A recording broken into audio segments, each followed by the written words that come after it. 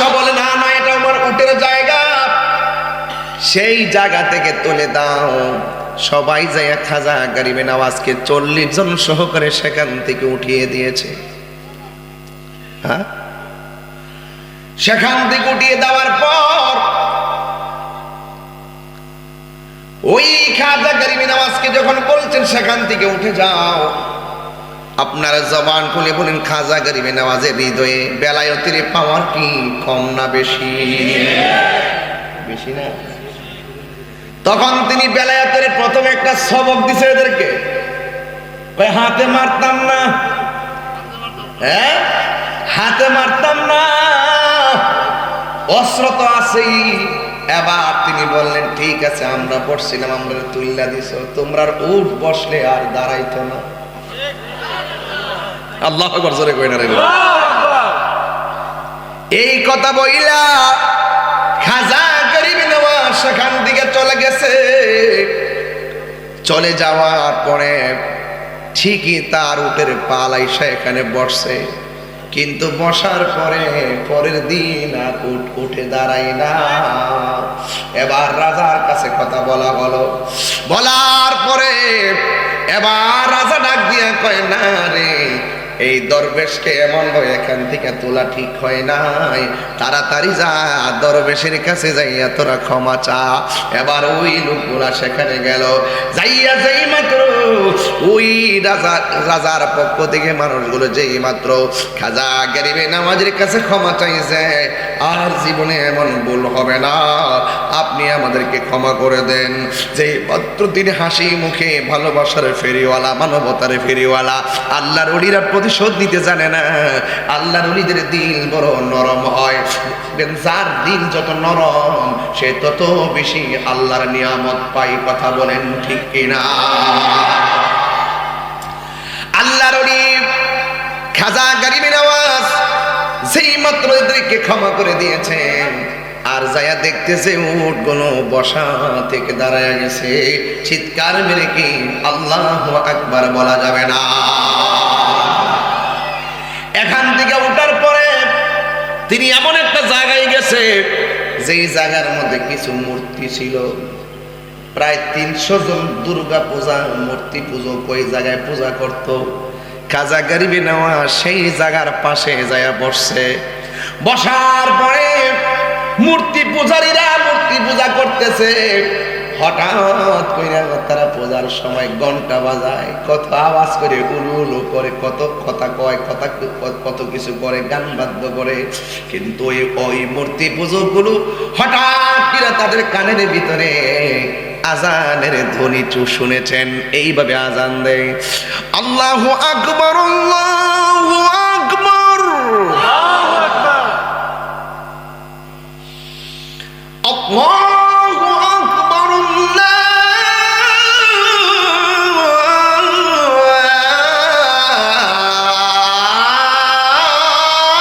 আল্লাহু আকবার। হ্যাঁ,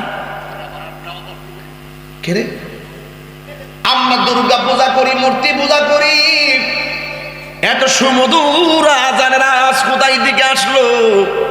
খবর নিয়ে দেখে ওই যে উটের বসা থেকে যেই কাফেলাকে তাড়াইয়া দিছে, ওই কাফেলার মানুষগুলো নামাজের টাইম আজান দিয়ে দিছে।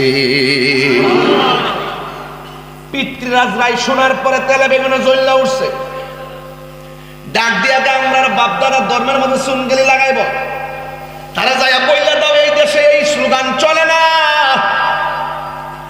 আর একজন লোক ছিল যে জাদুবিদ্যায় পারদর্শী, তার নাম হলো সাধু পাল। সাধু পাল যাই বলতে, সাধু পালরে ডাক দিয়া বলতেছে, সাধু পাল তুমি যাও, তুমি তো বিদ্যান জানো, তুমি তো যুগী, তুমি তো যুগ জানো, তুমি তো জাদু জানো, তুমি যাইয়া ওই দরবেশ যখন আল্লাহু আকবার বলবে, তুমি যাইয়া তার সামনে রাম রাম বলবা। কি বলবা? হাইরে ও বৈরবের বন্ধু, আমি এত বড় লম্বা ঘটনা সব করে নিয়ে আসতেছি, যেমনি মাথায় ঢুকে বেশি কথা বললে মাথায় ঢুকবে না, খাজা গরিবে নওয়াজকে চিনতে হবে। ঘটনা শুনলে চলবে না রে বাবা, ওই খাজা গরিবে নওয়াজকে মনের ঘরে বা জায়গা করে দিতে হবে। কথা বলেন ঠিক কিনা? যেই লোকটারে পিতৃরাজ পাঠাইছে তার নাম কি? সাধু পাল।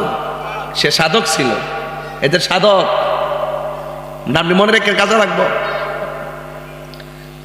ওই সাধু পালের ডিউটি হলো খাজা গরিবে নওয়াজ কার জিকির করবে? হুয়াল্লাহুল্লাযী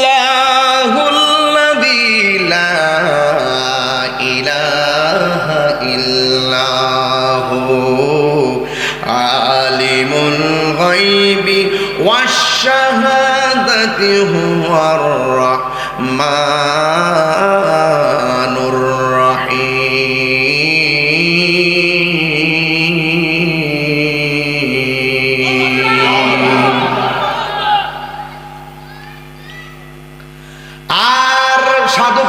সোজা গেল সেখানে। যাবার পরে খাজা গরিবে নওয়াজের যে দৃষ্টি আছে, দৃষ্টিটা তার চোখের বরাবর পড়ে নাই। খাজা গরিবে নওয়াজের চোখের দিকে ওই সাধু পাল তাকাইছে, আর খাজা গরিবে নওয়াজ সাধু পালের সিনার বরাবর তাকাইছে। জোরে জোরে কি সুবহানাল্লাহ বল।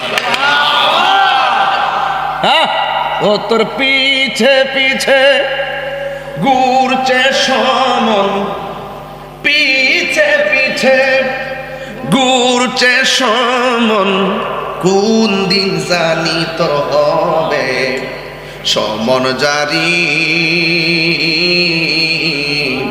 দেখ না মন ঝাঁক মারিয়ে দুনিয়াদারি। কার হেদায়েত কখন হয়, কার নজরে হয়, কার ভালোবাসা হয়, কার পরশে হয়, কার ওয়াজে হয়, কার কথার দ্বারা হয় বোঝা যায় না। কথা বলেন ঠিক কিনা? ভাই বন্ধু আর আপন জনা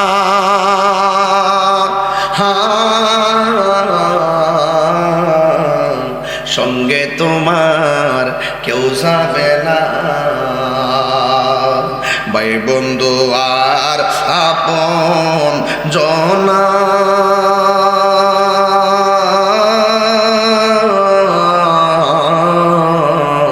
সঙ্গে তোমার কেউ যাবে না। ও তুমি আইসো একা যাইবা একা, আইসো একা যাইবা একা, সঙ্গে তোমার কেউ যাবে না। দেখ না মন ঝাঁক মারিয়ে দুনিয়াদারি। তিনটার পরে আপনারা বসে আছেন, তাহিরি হুজুর ওয়াজ করব। এমন একটা সময় আসবে লক্ষ টাকা দিলে এত মানুষ তিনটার পরে আমি আনতে পারবো না। এ বন্ধু, ফুলের সৌরভ মানুষের গৌরব চিরদিন থাকে না। এই জন্য দুনিয়া অহংকারের জায়গা না। ভালোবাসার ফেরিওয়ালা থেকে আমরা বুঝতে পারি খাজা গরিবে নওয়াজ হলো ভালোবাসার ফেরিওয়ালা। ওনারে কত আঘাত করেছে, আঘাতের বদৌলতে তিনি ভালোবাসা দিয়া মানুষের মন জয় করেছেন। কথা বলেন ঠিক কিনা? হে আমার আশিকিন জাকিরিন মুহিবিন বাবা জিরারি, ওই খাজা গরিবে নওয়াজ তার চোখের দিকে না তাকাইয়া তার সিনা বরাবর তাকাইছে। যে হাদিসটা আমি প্রথম পড়ছিলাম, ইত্তাকু ফিরাসাতাল মুমিনে, ইত্তাকু ফিরাসাতাল মুমিনে ফাইন্নাহু ইয়ানজুরু বিনুরিল্লাহ। আল্লাহর ওলিদের চোখের ভিতরে আমার আল্লাহ এমন একটা নূর দিয়া দেয়, এই নূরের আলো দিয়া যার সিনার দিকে তাকাইবে তার মুর্দা কলব আমার আল্লাহ জিন্দা বানায়া দেয়। ওই সাধু পাল তারা শিখাই গেছে আল্লাহর নামের সময় কি পড়তে হবে, রাম রাম পড়বে। এই চিন্তা ভাবনা করে গেলেন খাজা গরিবে নওয়াজের বরাবর। ওই খাজা গরিবে নওয়াজের সুদৃষ্টি আর বেলায়তের নজর যখন সিনার মধ্যে পড়ছে, এই রাম রাম জিকির রাম রাম আওয়াজ বন্ধ হয়ে গেছে। খাজা গরিবে নওয়াজের সামনে যাইয়া ওই সাধু পাল রাম রাম বইলা গিয়া রহিম রহিম জপ শুরু হয়ে গেছে। আল্লাহ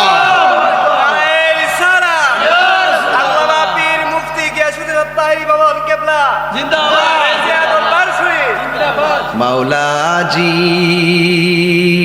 তোমার রহিম নামটি তাকিতে গো তাকিতে আমি পাপি ডুইবা যাইতাম নি। মাওলাজি তোমার রহিম নামটি তাকিতে গো তাকিতে আমি পাপি ডুইবা যাইতাম নি। করিম রহিম নামটি তোমার,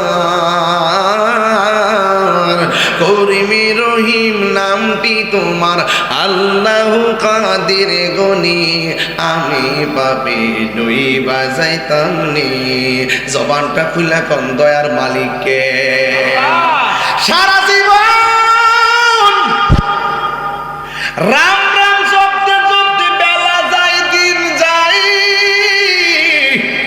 আর আল্লাহর ওলির মায়ার নজর পড়ে গেছে, আল্লাহর দয়া হয়ে গেছে, তার জবান থেকে রাম রাম শব্দ দূর হইয়া রহিম রহিম জিকির শুরু হইয়া গেছে। জোরে জোরে কন্যা সুবহানাল্লাহ। এবার যখন রহিম রহিম শুরু হয়ে গেছে, এবার বলতেছে তুমি কিল্লা গাইছিলা, কয় কিল্লা গাইছিলাম আর কইেন না, কি যে জ্বালা অন্তরে, কি যে জ্বালা ঘরে বাইরে ভিতরে, আর আমি এই পৃথ্বীরাজ রায়ের দরবারে যাবো না। মঈনুদ্দিন আপনি আর দেরি কইরেন না, আমারে কালিমা পড়াইয়া মুসলমান বানাইয়া দেন।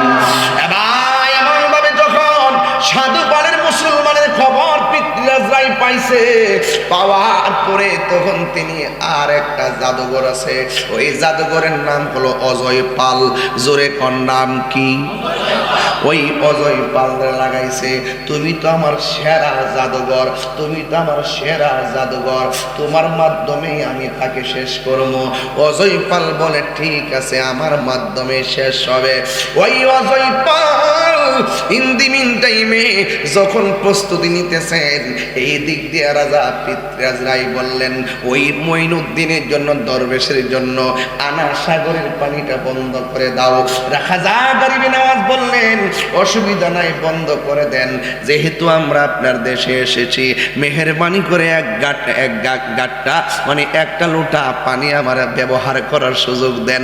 এবার এক লোটা পানি ব্যবহারের সুযোগ দিল, যেই মাত্র নদী থেকে পানি টানছে, আইনা ঘরের মধ্যে রাখছে রে বাজি। ওই দিক দিয়া খাজা গরিবে নওয়াজ রে জাদু দিয়া শেষ করে দিবার লাগিয়া তার লোক পাঠাইছে। ওই লোকটার নাম হলো অজয় পাল। কারণ ওই পৃথ্বীরাজ রায়ের যেই সাধু পাল ছিল এক নম্বর, এর চাইতে পাওয়ারফুল ছিল আবার অজয় পাল। এবার অজয় পাল আসছে, খাজা গরিবে নওয়াজ রে জাদু দিয়া শেষ করে দিব। এবার পৃথ্বীরাজ রায় এমন রাগা রাখছে, যা যা যাইয়া যা যা যাইয়া অজয় পালের ডাক দিয়ে কয় যাও, তুমি তোমার যত জাদুর পরিমাণ আছে, যত পাওয়ার আছে, সব প্রয়োগ করে তাকে ধ্বংস করে দাও। অজয় পাল আইসা একটা পাহাড়ের উপরে বসছে, বৈশা তখন তার এখান থেকে জাদুবিদ্যা মারতেছে। প্রথম জাদুবিদ্যা দেওয়ার পরে আল্লাহর ওলিরা বোঝার ক্ষমতা আছে না নাই? আল্লাহর ওলি খাজা গরিবে নওয়াজ বলে, এ আমার 40 জন সহচর তোমরা কাজ করো, আমি একটা দাগ দিলাম, এই দাগের ভিতরে থাকবা, বাইরে যাইবা না। অজয় পাল আমাদেরকে জাদু দেওয়ার জন্য সে আসছে, আমরা ধ্বংস করব, কিন্তু আল্লাহর ওলি একটা দাগ দিছে। বন্ধুরে যেই মাত্র গুল দাগটা দিছে, অজয় পালে যত পাওয়ার কইরা জাদু দেয়, কিন্তু দাগের কাছে গেলে অকেজো হইয়া যায়। সাপ পাঠাইছে, সাপ কাছে গেলে অকেজো হইয়া যায়। সাপের পাঠাইছে, যা ধ্বংস কইরা দেয়। জাদুবিদ্যা যারা দেয় তারা কিন্তু সাপের একটা খেলা আছে। এবার ইন দি মিন টাইমে ওই সাপ যখন কাছে যায়, সাপটা অকেজো হইয়া যায়। যেমন মুসা আলাইহিস সালাম যখন মুসা নবীর সাপ পাঠাইছে মারার জন্য, মুসা নবীর হাতের লাঠি সাপ হয়ে গেছে। কথা কোন ঠিক ঠিক কিনা? ঠিক এমন ভাবে খাজা গরিবে নওয়াজকে সাপ পাঠাইছে, আর বৃত্তের কাছে গেলে সাপটা ওকে জবাইয়া যায়। এবার অজয় পাল বলতেছে এইভাবে মঈনুদ্দিন চিশতিকে দমানো যাবে না, একটা কাজ করি, যেহেতু মাটি দিয়া যদি জাদু চালায় দাগের ভিতরে ঢোকা যায় না, তাইলে আসমান থেকে আমরা জাদুটা ফালামো। এই কথা চিন্তা ভাবনা করে আসমান থেকে সে চেষ্টা করছে বরাবর উপর থেকে তার সামনে জাদুবিদ্যা প্রয়োগ করার জন্য। আল্লাহর ওলি মঈনুদ্দিন চিশতি রহমাতুল্লাহ আলাইহি কয়, এই বেয়াদবে আমরা জাদু দিছে, দাগের ভিতরে ঢুকে না, সাপ পাঠাইছে, সাপ ওকে জবাইয়া গেছে, এখন আকাশ দিয়ে আইছে আমার দরবার লাগিয়া। তাইলে এতক্ষণ তো একটা খেলা দেখাইছে মাটি পথে, এখন একটা খেলা দেখামো আকাশ পথে। জোরে কি আল্লাহু আকবার বলা যাবে না? এবার আকাশপথে খেলাটা কি শুনেন। আকাশপথে খেলা হলো, ওই খাজা গরিবে নওয়াজের জুতা ছিল, ওই খরমটারে ডাক দিয়া কই, খরম এতক্ষণ তো সাপ পাঠাইছে আর আগুন পাঠাইছে, সে ছিল দূরে, এখন সে যখন উপর দিক যাইছে, একটা কাম কর, এই জুতারে তুই যাইয়া বাইরে তারে লইয়া, এবার ইন্দিমিন টাইমে খাজা গরিবে নওয়াজের জুতা মোবারক এই উইরা যায় আকাশ দিয়া উইরা যায় অজয় পালের গালের মধ্যে এমন বাইরাইছে, বাইরাইয়া আল্লাহর ওলির কদমে আইনা ফালাইছে। জোরে জোরে কি আল্লাহু আকবার। শাহেনশাহ মীরে কামাল তোমার কাছে হযরতের মাল, শাহেনশাহ মীরে কামাল তোমার কাছে হযরতের মাল, চাইতে জানলে রয় না কাঙ্গাল, এক নিয়তি যে জন করে। এই খরমটা উইরা যাইয়া এমন বাইরাইছে আল্লাহর ওলির কদমে আইনা ফালাইছে। এবার অজয় পালের যত পাওয়ার আছেন সব ডিলেট হইয়া ডাক দিয়া কয়, হে খাজা গরিবে নওয়াজ গো, ও খাজা গরিবে নওয়াজ, আমি যা করছি ভুল করেছি, আমি আর পিতৃরাজের কাছে যাবো না, মেহেরবানি করে আমারে কালিমা কইরা মুসলমান বানায়া দেন। ওই অজয় পাল এমন ভাবে যখন ইন্দিমিন টাইমে ওই অজয় পাল দেখলেন তার রাজার বড়া ডুবি আর অজয় পালের জুতার বাড়ি আর পৃথ্বীরাজ রায়ের জুতার বাড়ি, দুইজনের জুতার বাড়িতে অবস্থা ভয়াবহ হয়ে গেছে। বন্ধুরে, ও বন্ধুরে আমার, মাল্লাহুল মাওলা ফালাহুল কুল, তুমি আল্লাহর হয়ে যাও, সারা পৃথিবী তোমার হয়ে যাবে। অজয় পাল কালিমা পরে মুসলমান হয়ে গেছে। এখনো যদি খাজা গরিবে নওয়াজের পাক রওজাতে যান, যাইয়া দেখবেন ওই রওজা মুবারকের বাম পাশে তার কবর আছে। আল্লাহর ওলি বানায়া দিয়েছেন আমার রব। জোরে কোন ঠিক কিনা? এই জন্য সুহবতে আউলিয়া, আল্লাহর ওলি হইতে গেলে কামেল পাস লাগে না, আল্লাহর ওলি হইতে গেলে মাস্টার্স পাস লাগে না, আল্লাহর ওলি হইতে গেলে ডাবল টাইটেল পাস লাগে না, শুধুমাত্র 3-4টা জিনিসের দ্বারা বান্দা আল্লাহর বন্ধু হয়ে যায়। 1 নম্বর হলো আল্লাহর ইবাদত, 2 নম্বর হলো নবীর মুহাব্বত, 3 নম্বর হলো মা বাবার খেদমত, 4 নম্বর হলো আউলিয়া কিরামের সোহবত। কথা বলেন ঠিক কিনা? ইয়া আইয়ুহাল্লাযীনা আমানু তাকুল্লাহ ওয়াবতাগু ইলাইহিল ওয়াসিলা। আল্লাহ বলে, হে ইমানদারগণ, তোমরা আমি আল্লাহকে ভয় করো আর আমি আল্লাহকে পাওয়ার জন্য তোমরা ওসিলা তালাশ করো। এই জন্য যারা আমরা মাজার পূজারি বলে, যারা আমাদেরকে ভণ্ড বলে, এদেরকে বলতে চায় আমরা ইবাদত করি আল্লাহর ঘর মসজিদে, জিয়ারত করি আমার আল্লাহর ওলি খাজা গরিবে নওয়াজের দরবারে, আমরা জিয়ারত করি সেখানে ইবাদত করি না, যেখানে ইবাদত করি সেখানে জিয়ারত করি না, জিয়ারত করি আল্লাহর ওলিদের দরবারে, সেজদা করি আমার আল্লাহর ঘর মসজিদে। কথা বলেন ঠিক কিনা? এই জন্য আল্লাহর ওলির জায়গা, আল্লাহর ওলির রওজা মুবারক পূজার জায়গা না। যারা বলে আমরা মাজার পূজা করি, আরে বিয়াদব, মাজার পূজা কসকে লিগা, পূজা শব্দ আনস্কির লিগা, আরে জিয়ারত করা তো সুন্নাত। এত বড় সুন্নাত তরিকাকে পূজার সঙ্গে তুলনা করো কেন? তোমাদের মুখ দিয়ে আসে কিভাবে?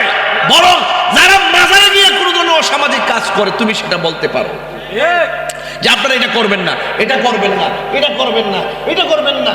আপনি একটা পূজা, হিন্দু মন্দিরে গিয়ে পূজা করে, বৌদ্ধ পেগুড়ায় যায়, খ্রিস্টান গির্জা যায়, মুসলমান মসজিদে যায়। এই পূজা শব্দ, কিছু কিছু শব্দ আমাদের উপরে ওরা চাপাই দিছে, অনেকে চাপাই দিছে। এই জন্য চাপাচাপির দিন শেষ বাবা শাহজালালের বাংলাদেশ। কথা বলে ঠিক না বেটে? চাপাচাপির দিন শেষ বাবা শাহজালালের বাংলাদেশ। এই জন্য আমি প্রায় মাহফিলের মধ্যে বলি, আমার মুর্শিদি নীল আমার মনে কারিয়া, কে মনে করে নীল হয়ে মন, কে মনে করে নীল হয়ে মন, প্রেমে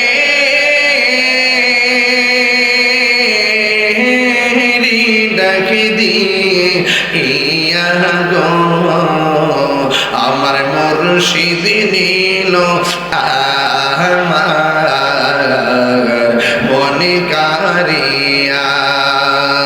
মুর্শিদ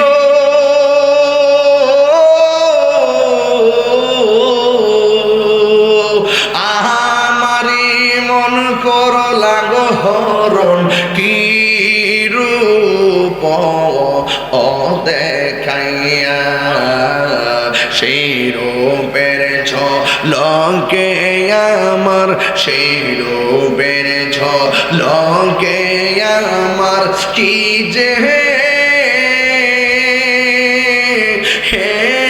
গেল রে আমার খাজা নীল আমার মনে কারিয়া, কে মনে করে নীল হয়ে মন, কে মনে করে নীল হয়ে মন, প্রেমে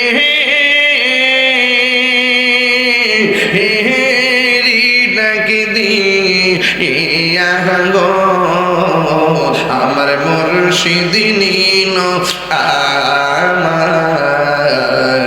মনে কারিয়া। মুর্শিদ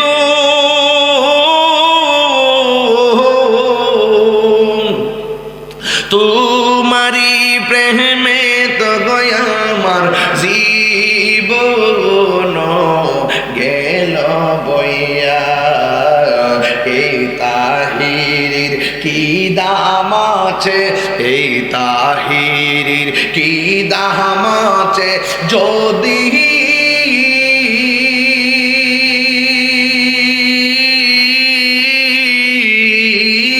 না যাও লইয়া গো আমার মুর্শিদ নীল আমার মনে কারিয়া, কে মনে করে নীল হয়ে মন, কে মনে করে নীল হয়ে মন, প্রেমে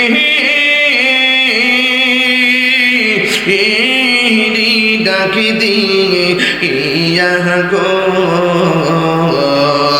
আমার মুর্শিদ নীল আমার